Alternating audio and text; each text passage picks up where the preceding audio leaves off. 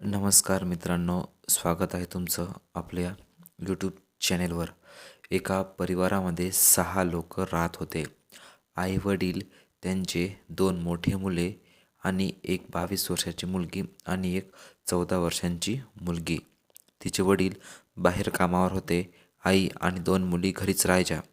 2 मोठे भावांचे लग्न झाले होते आणि ते दोघे जॉबसाठी घराच्या बाहेर त्यांच्या बायकांसोबत राहत होते. घरी फक्त आता 4घे जण होते. एका दिवसाची गोष्ट आहे. जे 2 मुलं होते त्यांना काही दिवस सुट्टी होती, त्यामुळे ते घरी आले. घरी येताच ते आईला, बहिणीला, बाबाला भेटू लागले. पण जी छोटी बहीण होती 14 वर्षांची, ती खूपच नाराज होती. ती कोणाशी जास्त बोलत नव्हती. फक्त आपल्या खोलीमध्ये बसून आपलं काहीतरी करत होती. ती फक्त आपल्या आपल्याच नादामध्ये होती. त्यामुळे तिचे दोन्ही भाऊ आणि तिच्या वहिन्या त्यांना बोलत होत्या की तुला काय झालं आहे, तुला काही प्रॉब्लेम असेल तर आम्हाला सांग, तू नाराज आहेस का, असं तिला खूप काही विचारत होते. पण ती 14 वर्षाची मुलगी काहीच बोलत नव्हती. नंतर त्या मुलीची आई तिच्या वहिनीला म्हणते की नाही, ही काही दिवसापासून अशीच करत आहे, हिला काय होत आहे काही माहीत नाही, फक्त आपल्या आपल्या नादामध्ये असते. असं म्हणत तिच्या मोठ्या मुलाची नजर तिच्या पोटावर पडते. तेव्हा त्या 14 वर्षाचं मुलीचं पोट थोडं मोठं दिसत होतं.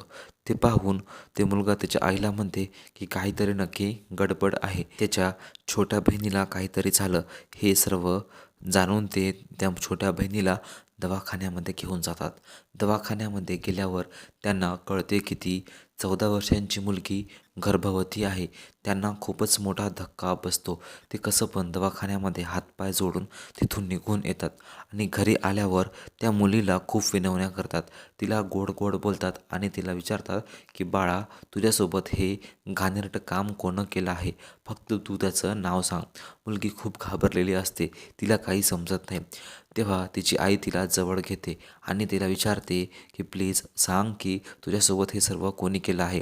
मुलगी खूप जास्त रडत आहे आणि तिला सांगते की माझ्यासोबत हे सर्व काम माझ्या बाबांनी केलं आहे. एका दिवसाची गोष्ट होती. जेव्हा मी आंघोळ करून बाहेर आले तेव्हा घरीच कोणी नव्हते, फक्त बाबा आणि मीच होते. माझ्या अंगाला बघून त्यांची नियत बदलली आणि त्याने दरवाजा बंद केला आणि माझ्याजवळ आले आणि माझ्या अंगाला स्पर्श करू लागले. पहिले तर मी त्यांना विरोध केला आणि मी त्यांना समजावून सांगण्याचा प्रयत्न केला आणि त्यांच्यापासून दूर जाऊ लागले. पण ते माझ्याजवळ आले आणि माझ्याशी जबरदस्ती करू लागले आणि मला मारहाण करू लागले आणि हे सर्व माझ्याशी केले. मी खूप रडत होते आणि त्यानंतर त्यांनी मला म्हणाले की जर याबद्दल कुणालाही माहीत झालं तर मी तुला मारून टाकेल, असं त्यांनी मला धमकी दिली होती. आणि जेव्हा पण ते कामावरून घरी यायचे ते फक्त मला सांगायचे की पाणी घेऊन ये, मलाच म्हणायचे की मला जेवायला वाढ, माझं अंथरूण टाक, असं म्हणायचे आणि मला जवळ घेऊन माझा लाड करण्याच्या बहाण्याने ते माझ्या प्रायव्हेट अंगाला स्पर्श करायचे. मी कुणालाही सांगू शकत नव्हते की माझ्यासोबत काय होत आहे. मी खूपच निराधार फील करत होते, असं ती मुलगी तिच्या आईवडिलांना म्हणजे तिच्या घरच्यांना सांगत होती. हे सर्व ऐकताच जो मोठा मुलगा होता त्याचा पारा चढला होता. त्याने आपल्या वडिलांच्या एक जोरात कानाखाली मारले आणि पोलिसांना फोन करून बोलावून घेतले. त्यानंतर पोलिसांनी पॉस्को या कायद्याअंतर्गत तिच्या वडिलांना मोठी शिक्षा दिली. मित्रांनो, ही खरी घटना दिल्ली येथील आहे.